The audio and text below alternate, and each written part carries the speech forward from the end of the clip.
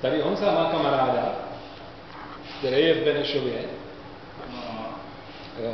A když ještě byl hezký mladý kluk a byl na kolejích, tak já jsem měl zkoušku marxismu, leninismu před sebou a vůbec jsem nechápal, co je to anti a neo. Jo, vydržím. Já budu takhle mluvit na dálku, jo?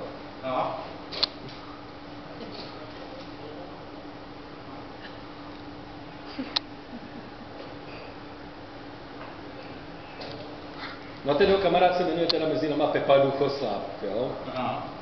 No a protože jsem byl úplně blbej na ty předklony, příklony, tak on mě právě tenkrát že to obnošení říkal, že se to nejlíp naučím, když si budu pamatovat fekalismus, antifekalismus, neofekalismus. To už jsem ti říkal, že stojí to za hovno, antifekalismus, ani za hovno to nestane, kdyby to aspoň za to hovno stálo. Já jsem neofekalista dneska už. Jo? A říkám, a tohle z toho bylo vysvětlení anti a neo. A dneska jsem přišel na to, jak vysvětlit pojem tvrdá realita.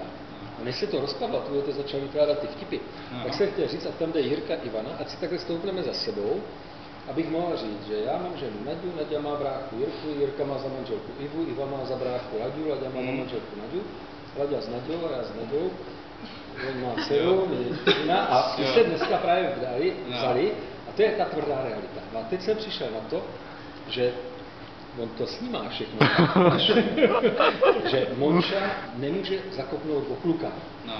Malý Žanek nemůže zakopnout o holku.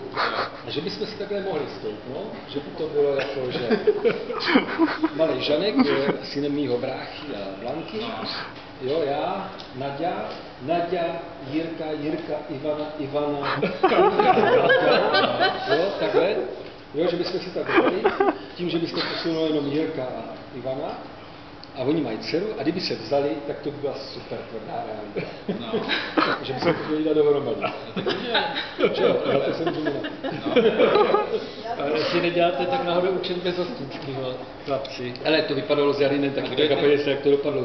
5 let usilovné práce. Kde je ten Hostinský? To je právě k tomu ten chaos. My dva jsme hostinští. My jsme to začali a už to dorazili, neboj. Tak se musíš snažit, chlapčo. Ustřínu mu kábel od počítače a on povolí. Natřu mu všechny šachové figurky na bílo. A povolí taky. No to když vyhrají s těma bílejma, hele. Je to dobrý, a dokonce to filmuje. To Mončo si vzal patřina. Sice jsme se nedočili, ale já se Řekni, jestli to chce tady nebo někde jinde. Na Atlantisu určitě, jako to je to dobrý, ne? A proč vypínám?